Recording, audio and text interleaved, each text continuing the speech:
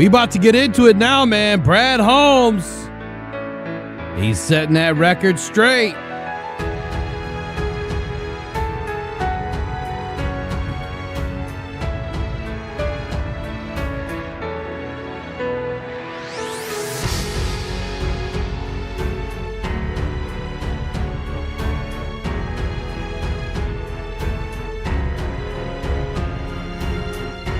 All right.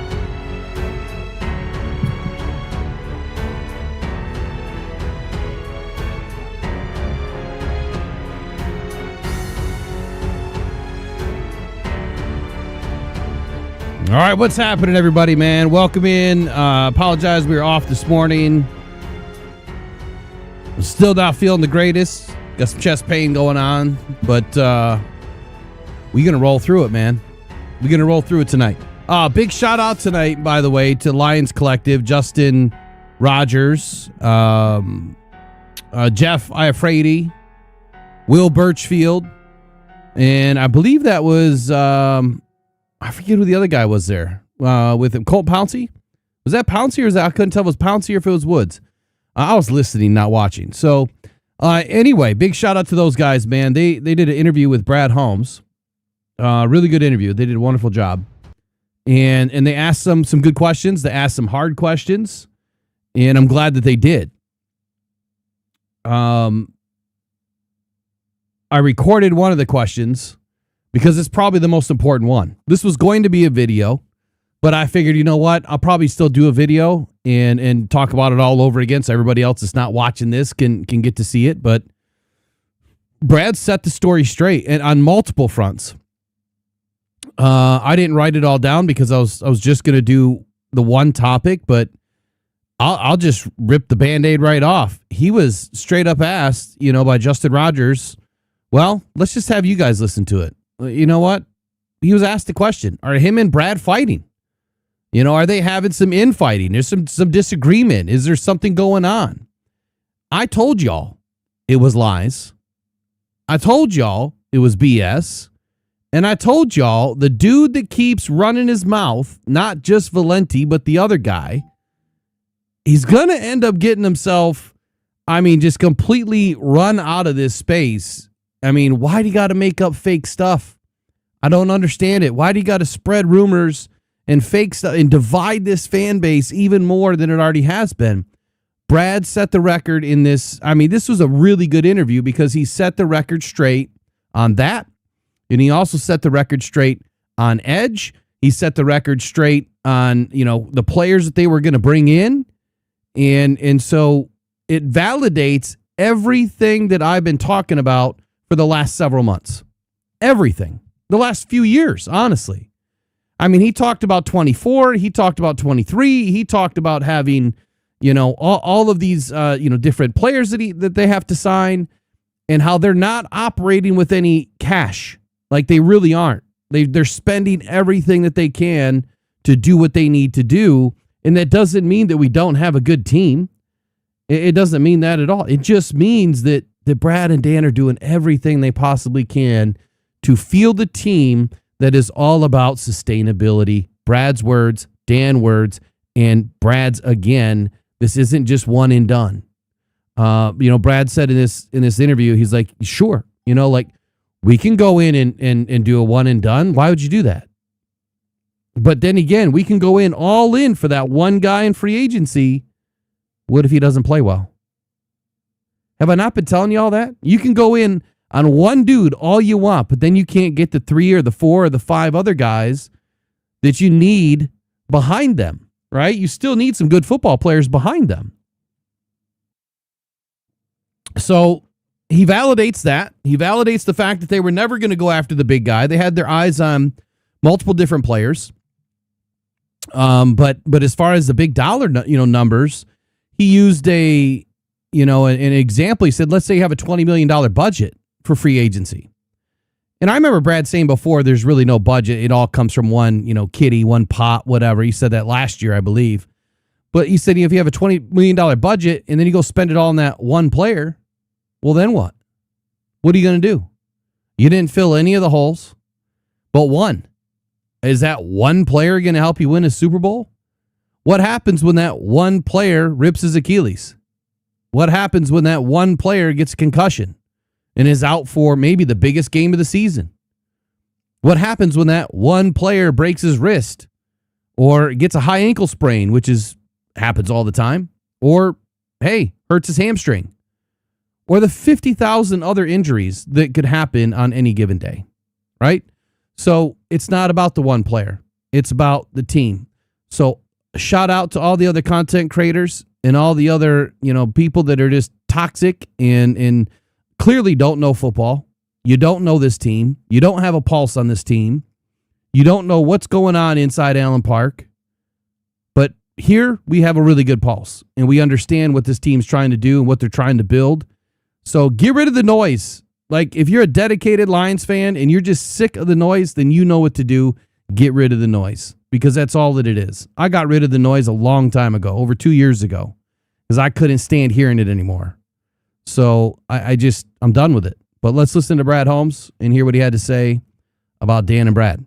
Kind of toss it to you to give Justin you a chance Rogers to address it, but caught fire a little bit that maybe you and Dan were having more disagreements behind the scene on the roster. And so I think we saw for the first 4 years, like, this thing was on a steady incline, and when things are on a steady incline, like, everything's easy. But all decisions you've talked about are joint.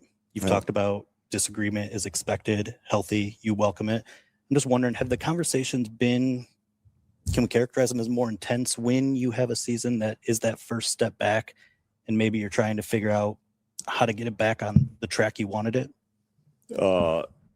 I think the only intensity I would say is just that when you have a disappointment of a season like we had, it's more intense in terms of, I think what I spoke about at the end of the season press conference is that it is a deeper, harder look from top to bottom on everything. And that's what me and Dan have done in joint alignment. So that would be the only intensity that was probably a little further, because you get this eye opener. It's like, whoa, hold on now. And so let's just make sure that we're not overlooking something, or if there's not a tweak or an adjustment that needs to be done. So I would say that would be the intensity. That's what's happening.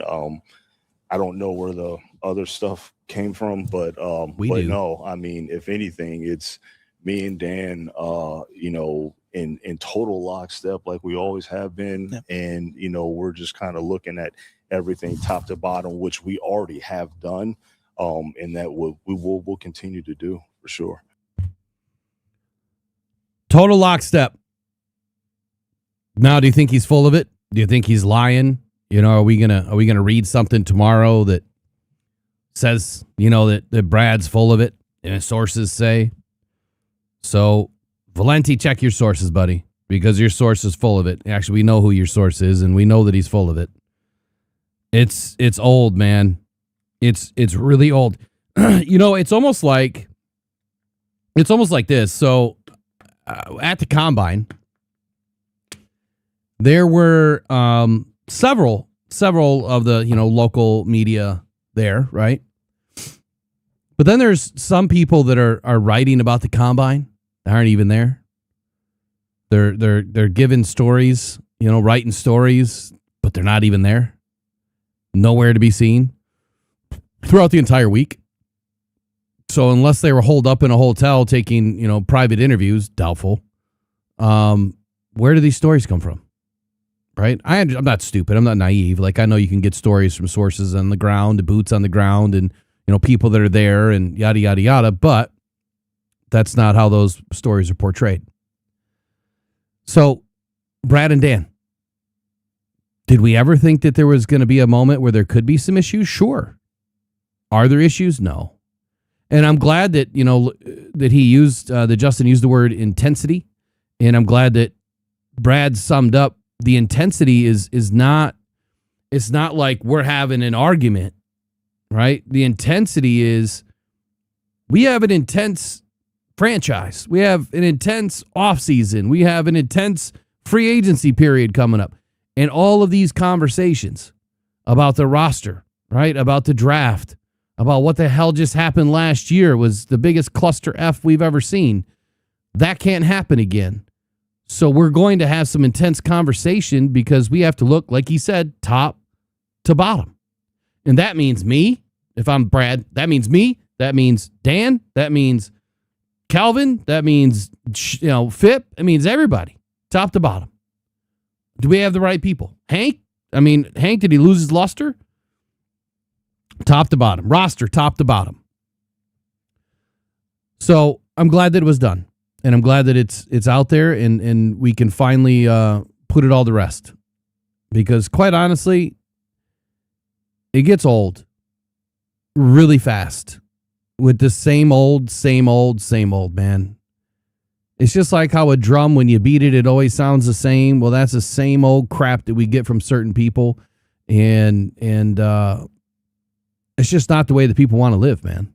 It's not the way that fans want to consume their data, their info about the team. And it's probably why Detroit Football Journal is growing so fast right now. I just approved another 18 subscribers today. Like that's insane growth for a little publication that I haven't even put out there in the old, the old internet world, if you will, old World Wide Web. I haven't even released it yet. Like I haven't done any SEO. I haven't paid for any ads, nothing. So it's working. It's working. And I'm glad that it's working because before you know it, we might be the only ones left. The very few of us that actually care about this team. The very few of us that actually like to give you the good resources and sources and information. There's some other good things mentioned throughout this podcast.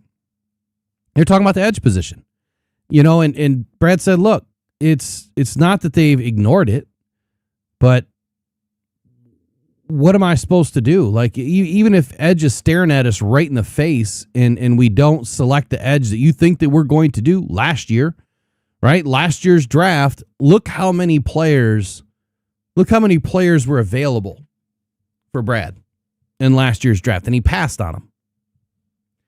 He passed on all of them until Ahmed Hassanin. And he kind of mentioned the same thing, like, you draft this player. So what if I go out and I draft that player that y'all want me to draft and he's not playing well? What are you going to say then? It was a bad pick, right? You're going to blame me. You're going to blame Brad. You're not going to blame the player that maybe it's the player that's not playing well. Okay, then go blame his coach. We're going to blame Dan. Or nope, we're going to blame the positional coach. But he also made a good point where he said, back when they selected Jack Campbell, yeah, they had 4 guys that they selected in 2023. And I'm glad that they went into this part of it too, which was the money side, and how there was 4 first-round draft picks that they had selected in 2023. Those are 4 first-round draft picks that they are expecting to be re-signed. 2 of them already are. The other 2 are going to get done. So he's expecting everybody to get re-signed. That means that your money is already spent. I don't care which way you slice the pie, whether the contract is done or you've already decided that contract is going to be done, the money's gone. Now, you could go dig yourself a hole and you can go play the game like all the other teams do, but it's not going to help. You're going to end up digging a hole that's too deep and you're going to still lose those good players. Or, like Brad said, you can get, and I'm glad they mentioned the 1-year deals too, by the way, because we've got other people saying that that's not what the Lions do and it doesn't make any sense. Well, that's what they do. And it's not that a 1-year deal means that's a bad player. It just means that maybe that player doesn't want to sign a long-term deal. Maybe they want to come in and prove it. Maybe they had a down year and they want to go prove themselves on a really good team, because if you haven't noticed, players that are leaving this team are making more money on the way out than on the way in. So, aside from the players we've drafted, right? But I'm talking about free agents. So the fact is, you bring in a player, maybe it's on a 1-year deal, but they're hoping to go have a really good season, and either, hey, they latch on to the Lions and the Lions can find a way to pay them, or they latch on somewhere else and they make bank. More than what they would have this year if they would have signed a 2 or 3, year deal. So all of that stuff exists, man. And again, I'm glad that he talked about the edge position in this podcast and how, to go back to what I was starting with there, just because there's a lot of edge in this draft doesn't mean that they're going to take one. And it doesn't mean that that's the most important need, right? They brought in some players that they feel pretty highly on. I don't care how much they sign for. The dollar amount behind your name, that should never be how much you're worth.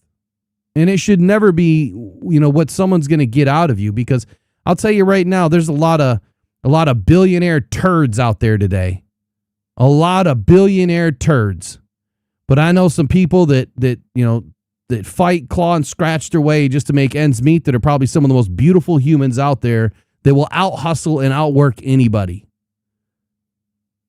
But those billionaire turds ain't doing nothing but ruining this economy in this country.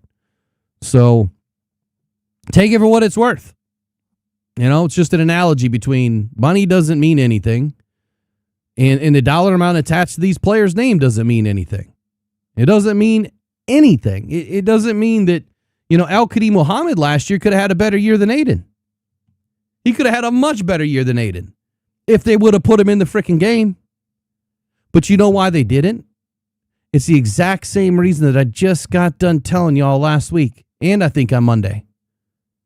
And it's the exact same reason that I've been telling y'all that they have a philosophy in Detroit, and they're not just going to draft an edge or sign an edge or put somebody in that, to play a position if they can't win on the early downs.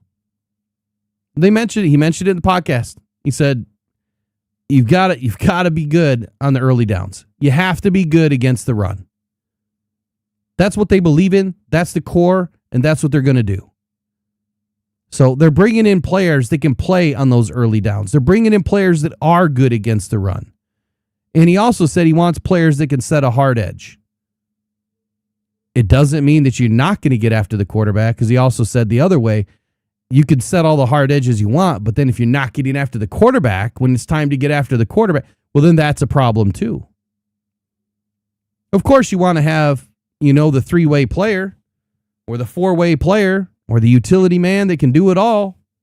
Doesn't always exist out there. Some guys are really good at getting after the passer. A lot of them end up in a 3-4 scheme. Some guys are really good at setting a hard edge. They end up in a 4-3 scheme. Or some put on a little bit of weight, they become a defensive end in a 3-4 scheme. And then there's a very, very, very few, chosen few, that can do both and do it at a high level. That's why there's only about 5 of them in the league. They're very rare.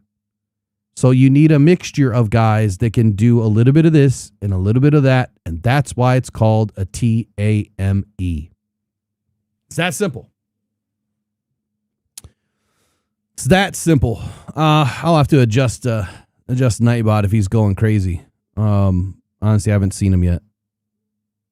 Sometimes he'll put out 3 or 4 in a row. I think it's just the way I got it set up.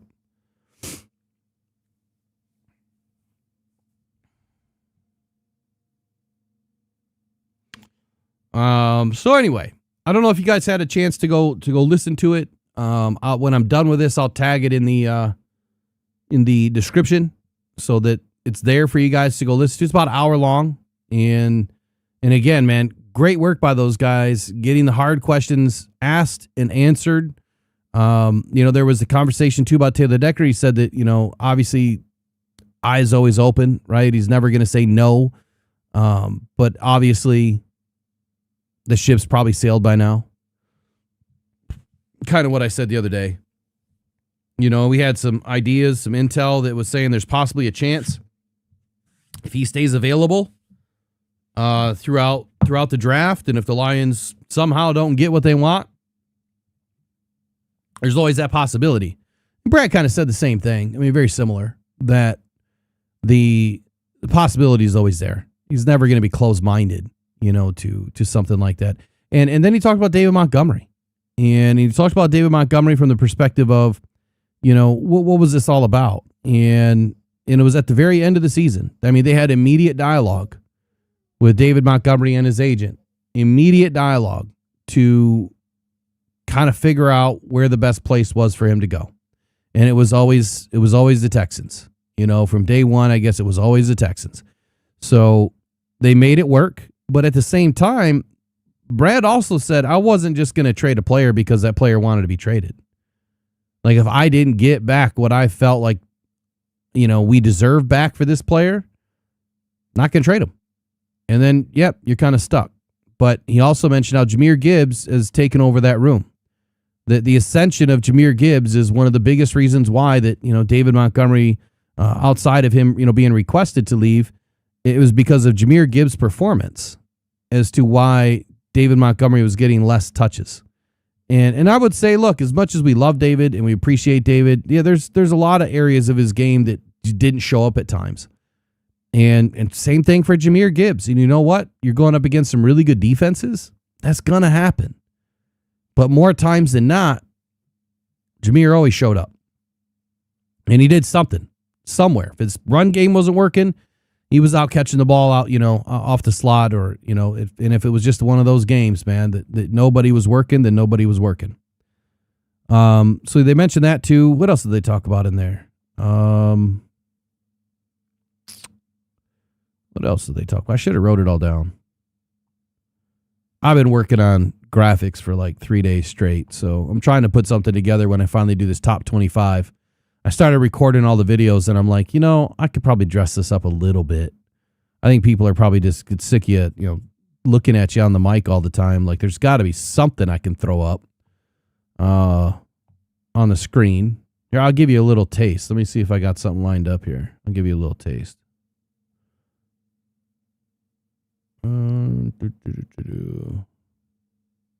Where is it?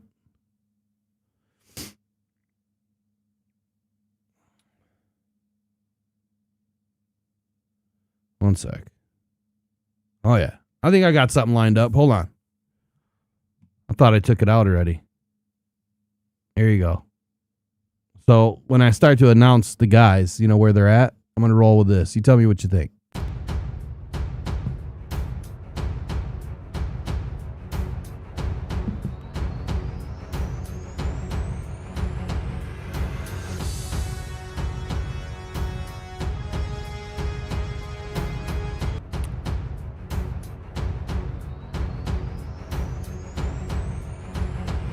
So that was totally the wrong one. It's totally the wrong one. Not the right one. Wrong music. I think it was this one. My dog's yelling at me too. Got to get off soon. Let's try that again. Yeah, I think this is...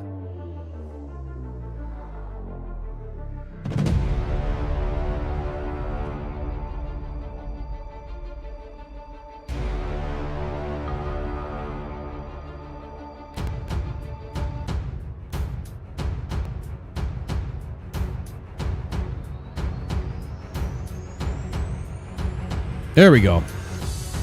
That's more what it looked like.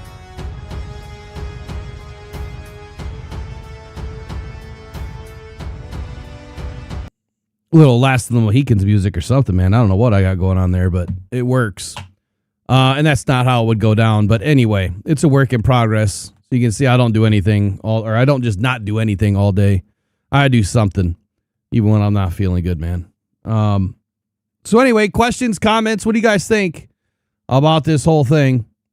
And what do you think about finally the truth coming out? You hear it from Brad. So I get it. A lot of people are still going to say, yeah, well, of course he's going to say that.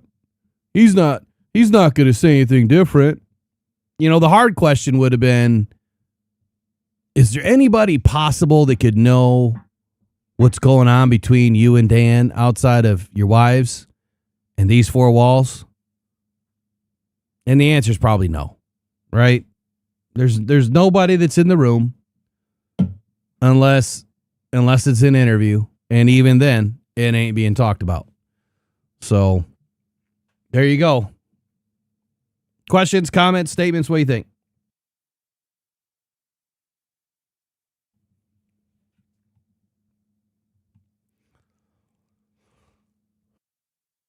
Yeah, graphics are still a work in progress.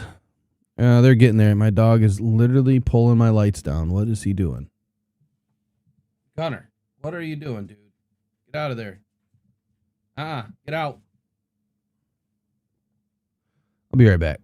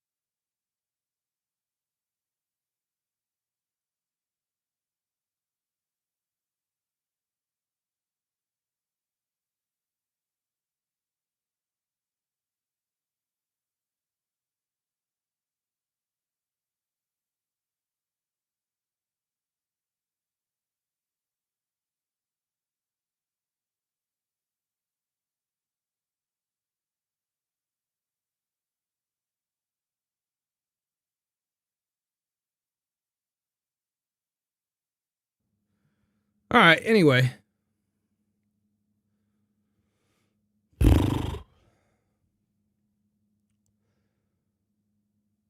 Danny Dennis' son. You know what I didn't do last night is I didn't, obviously because I wasn't going to be on, but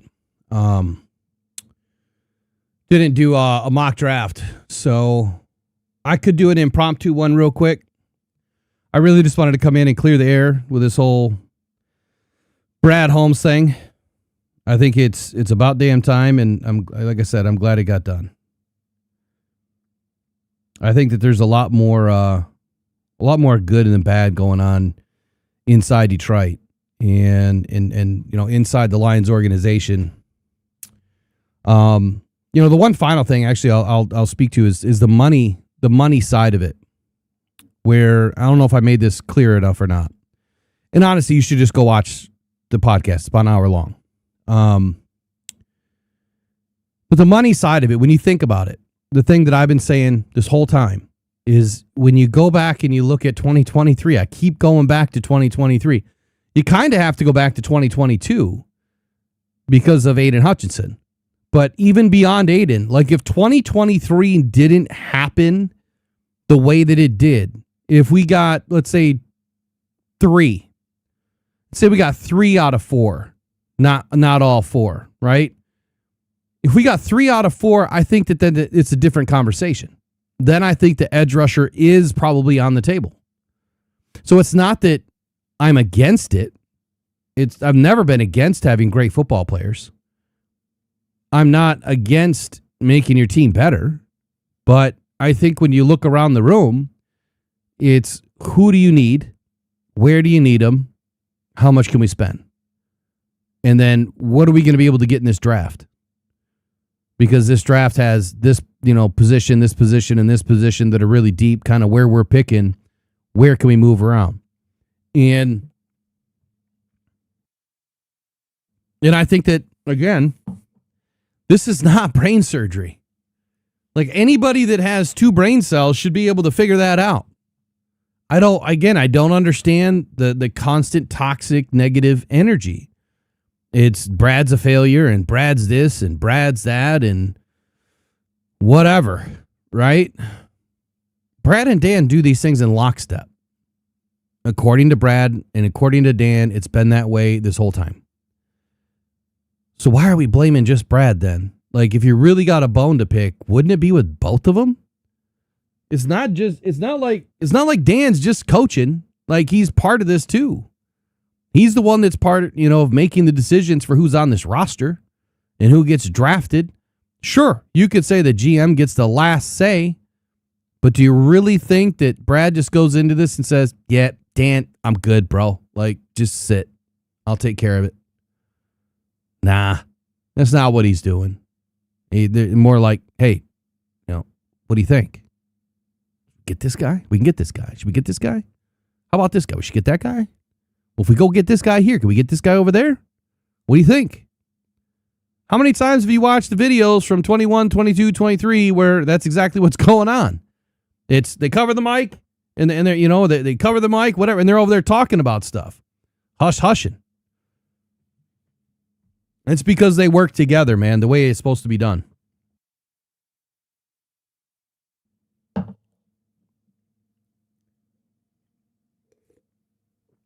Yeah, that would be pretty shitty if Decker went to the Bears, but I wouldn't be surprised if he went somewhere.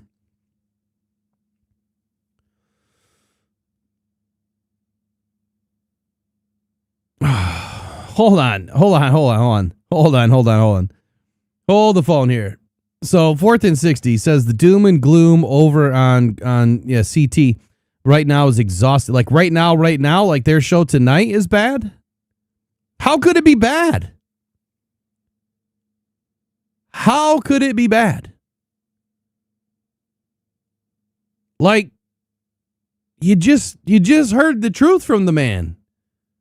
And it's no different than everything I've been saying right here. So if they're all pissed off, it's because they still don't get it. Like, what is there to be pissed about? What is there to be upset about? I don't understand. I really don't understand. I just don't. I'll never understand it. Everyone should be happy about the fact that, okay, you know what? Forget it. Forget it. Let's just do this. Let's just not sign Jahmyr Gibbs. Bad investment, right? Running backs get injured all the time. A lot of them get injured every year. Like usually by week 4, everyone's fantasy football teams get busted in some way. So, okay, let's get rid of Jahmyr Gibbs. Let's trade him. Right now, you could probably get a first and a second. Easily a first and a second. Like you should be able to get a haul for that guy. So you don't sign Jahmyr Gibbs. You trade him. And we're going to roll with Isaiah Pacheco. And our run game, and we don't get anybody else. Let's say in the draft, we end up getting a rookie in the 2nd round. Or, maybe we get a 1st round pick.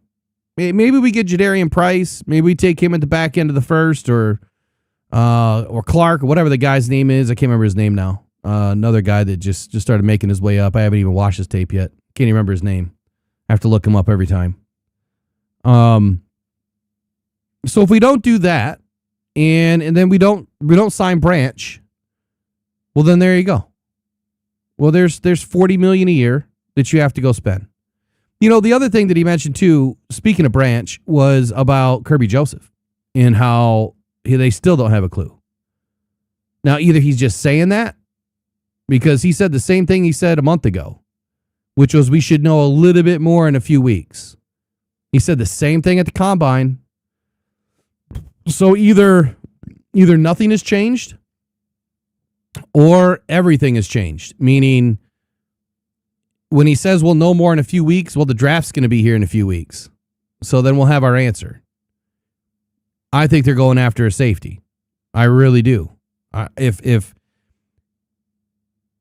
Brad is as good as he says he is, or he doesn't really say that, but as good as I say he is if Brad is as good as what everybody thinks, then I should say, then he's going after a safety early. Why? Because if you still don't have answers to Kirby Joseph at this stage in the game, 5 weeks away from OTAs, I think 5-6 weeks away from OTAs, then you have to go get a safety. Like there's no ifs, ands, or buts about it. You have to go get a safety. So, and like, I'm not saying 5th round, 4th round safety. I'm saying like 2nd round, borderline 1st round safety, or Brad's got to pull some rabbits out of hats and trade some future draft picks. And that's another thing that they brought up. He said the exact same thing I told y'all about the draft picks with Isaac Tesla. Exact same thing. How is it that I know these things and it just other people don't? Ask yourself that. And I'm not bragging here. I'm being real with you. How is it that I know these things and other people just don't have a clue?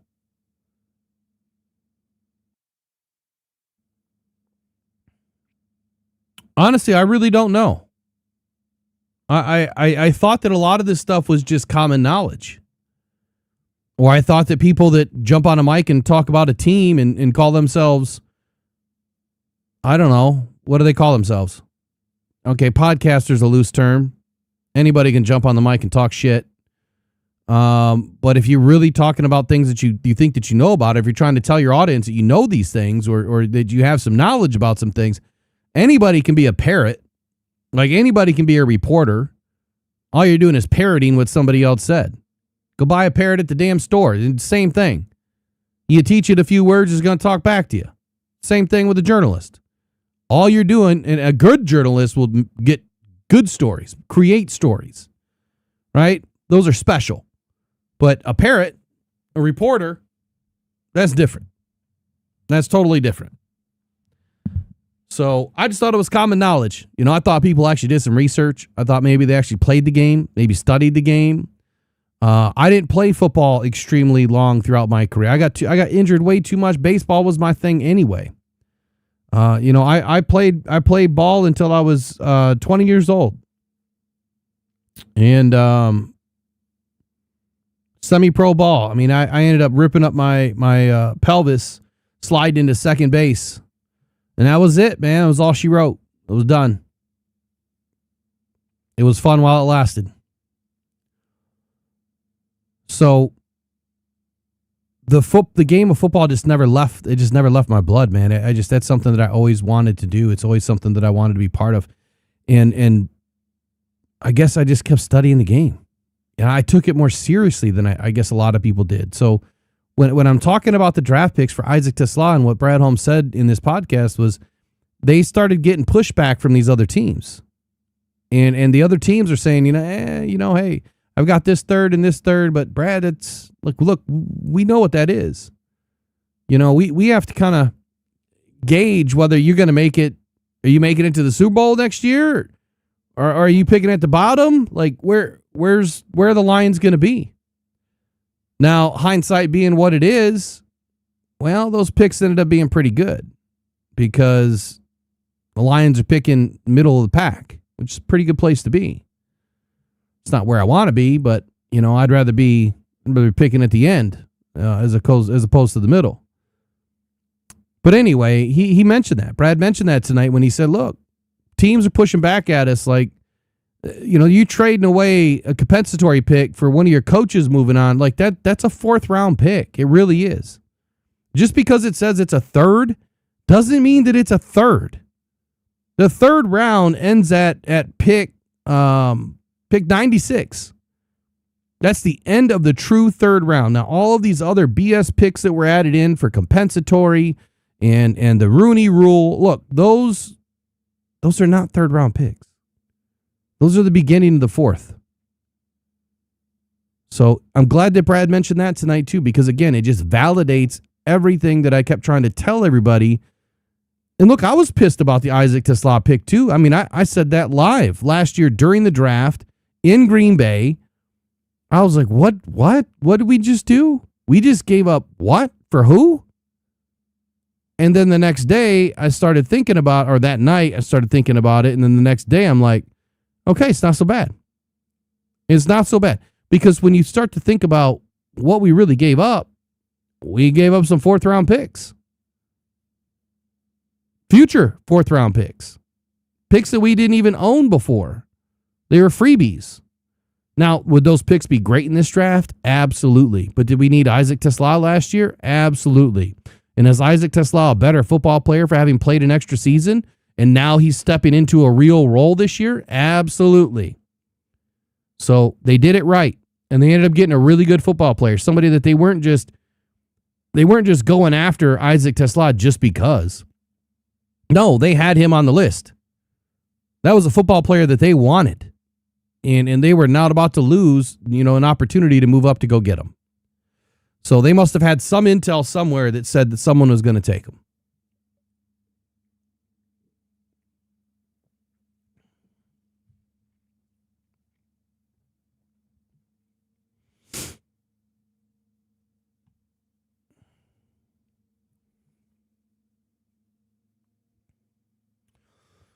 Yeah, so to Mr. Thomas in the chat, I think that's who that was.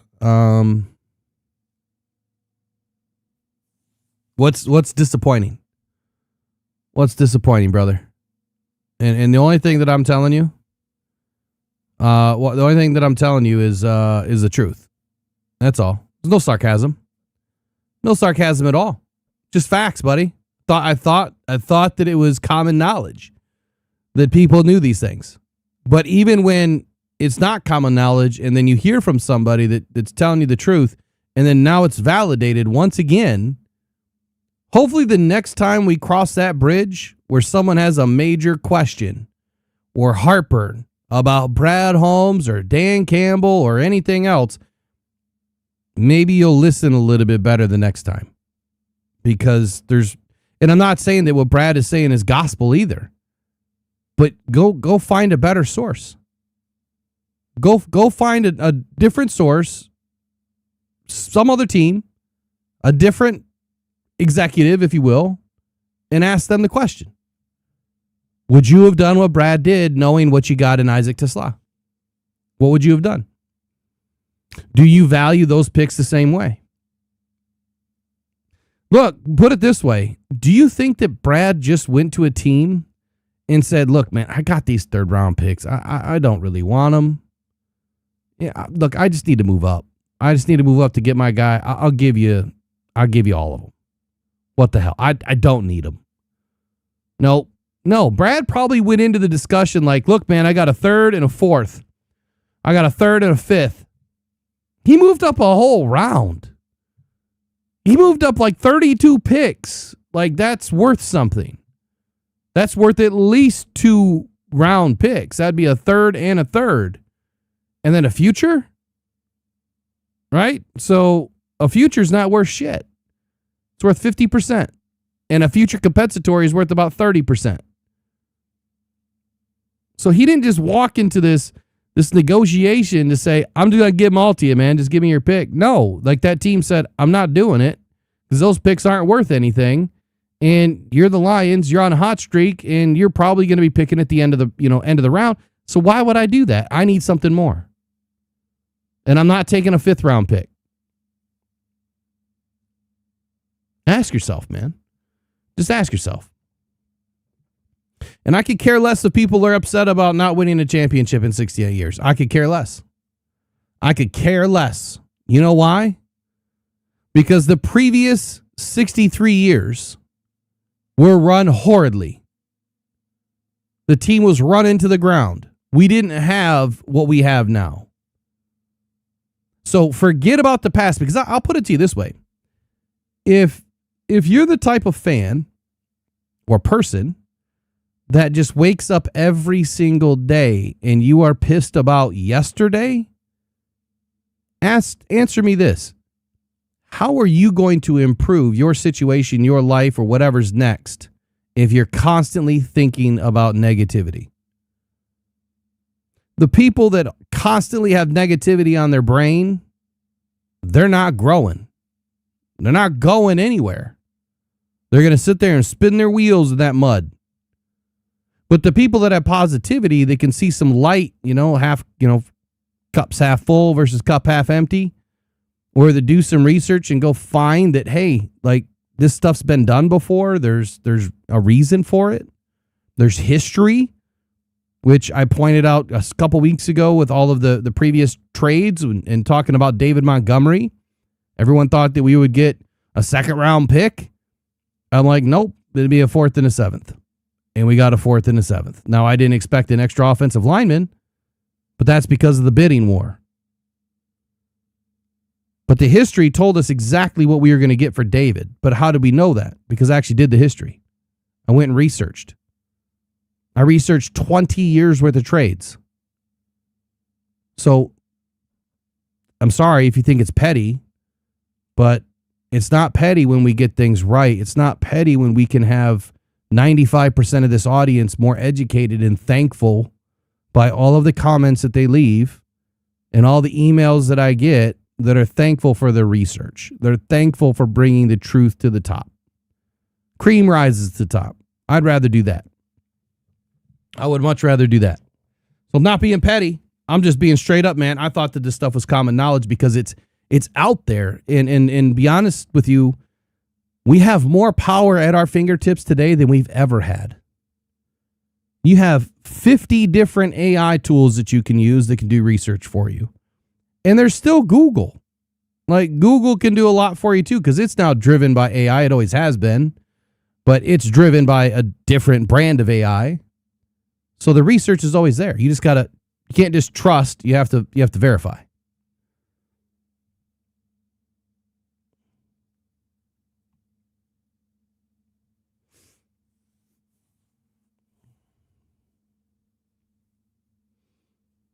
There you go. 4th to 60 says no Lions fans really knew who Anzo was, Amik, or AQM before they landed on the roster. They were impressive pickups at the time, but played great snaps for them. That's another great statement because, the thing is, Anzo, and Brad mentioned this in this podcast too, Anzo, when he came into Detroit, like he didn't do a whole lot yet. He wasn't this, big linebacker making, big money and doing big things. If anything, his career was kind of, what is it? And he wasn't really, he came in on a 1-year deal. Ended up getting a 3-year deal out of it. And then he ended up becoming one of the best linebackers in the league, at least probably a top 15 at the will linebacker, maybe better than that. And so now he leaves and he goes and gets a better contract, but was it really better? Got no guaranteed money. But the point is we brought the guy in cheap, turned him into something, kept him. And for 3 years, he ended up being a huge part of this team, a fan favorite. And so what's to say that Christian Ezine or DJ Wanham or, Roger McCreary or any of the other guys, and it was interesting what Brad said about Cade Mays, but any of these other guys that we brought in on these 1-year prove-it deals or 1-year contender deals, like I'd like to call it, who's to say that a couple of these guys don't latch on for the next 2-3 years? They could. They absolutely could. If they turn out to be the right player, the right person, the right teammate, they absolutely could. So the proof is there, again, that the players that Brad has brought in and has consistently brought in since 2021, a lot of them have stuck, right? And a lot of them have played really good football. So great point. Same thing with AQM. One of the reasons why AQM is not back is because his run game was not great. And Brad mentioned that to a degree. He didn't call him out exactly, but you could kind of get that the sentiment there. The sentiment was there that's what he was speaking to, that the run game just wasn't there. What else?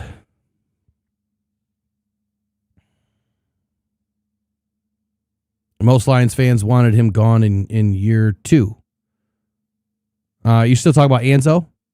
Yeah, I'm sure they did. I'm sure they called him a bum too. Why not? Why not? He ended up becoming one of the best of the best, man. And look, dude, I get it. 68 years, I get it. It's a long time. I've been waiting the same amount of time, my man.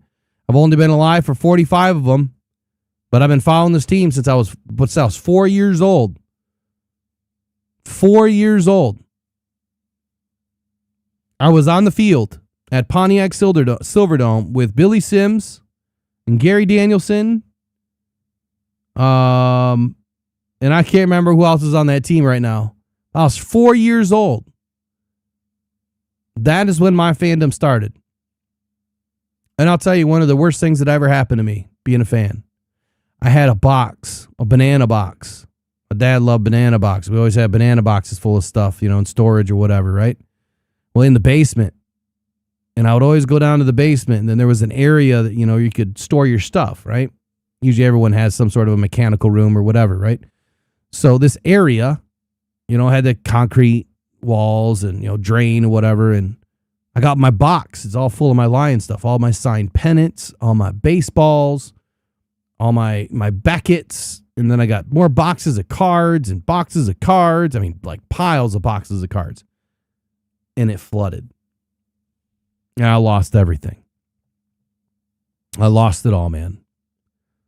And I was probably 12 or 13 at the time, maybe 14. But I lost it all. So all the history that I had, man, all the pictures that I had, pictures of my grandfather, who started this whole damn thing, and it's all gone. So I've been waiting just as long as you have. And I know that my grandfather would have wanted to witness, something other than the 50s. But it just didn't happen. But the team wasn't run right at all either. And the political environment within the landscape of the NFL, I think, was part of that problem too. And even to a lesser degree, I would say that the refs have been a big problem. Not the entire problem, but a big problem. I don't think it's been until the later stages now of video evidence and everybody having a damn phone and the ability now to capture as much as we can. I think that things are slowly turning a little bit. Slowly, but it's turning. And it's turning in the Lions' direction, for many reasons. But there's not a bigger reason than Sheila Hamp doing the right thing, bringing in the right people, spending the money, all of it, and then, hiring the right guys that have given us 4 winning seasons in a row. Out of those 68 years, however many it's been since 1957, you have to tell me or agree that the last 4 years have probably been the most exciting 4 years in a row. Now, all 10 years of Barry Sanders was exciting, but it was not as exciting as what it is today. All was 9 or 10 years of Calvin Johnson was exciting.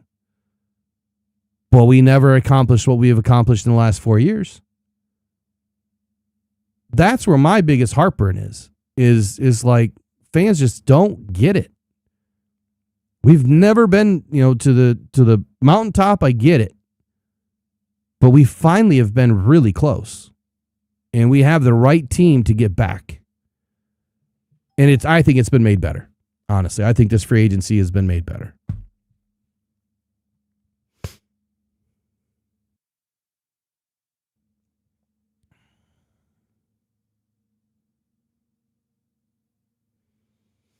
Yep, I think that's a great point too. Rather be fishing. Fred says, I had this conversation with a buddy earlier. The problem with the NFL as a whole is it's still a business. Now, which direction each team decides to go is partially upon them, the money or the rings. And I will tell you this, man, that couldn't be more of a true statement than today. I believe that the Lions have their agenda. And their agenda is sustainability for many reasons, but one is more important than all the rest. They want a winner in Detroit. They want a team that is in the playoffs every year and to be a winner. Yes, that is still going to piss off the fans because maybe we don't win a Super Bowl right away. But to at least have a winner puts butts in seats and sells $10 hot dogs and $10 buckets of popcorn and $12 beers and a $20 hamburger that you could get down the road for $3. So yeah, it is a business. And the Fords have spent a ton of money, right? And so is the city of Detroit building that brand new stadium. So yeah, they're owed a championship. The citizens of Detroit paid for that stadium. Not the Fords. Not the city. The citizens. So yeah, they're owed, and I get it. But for a long time, the Fords spent a lot of money when that team wasn't making money. For instance, tickets where we sit were $50 a game like over 10 years ago. And they were that up until a few years ago. And now they're like $150 a game.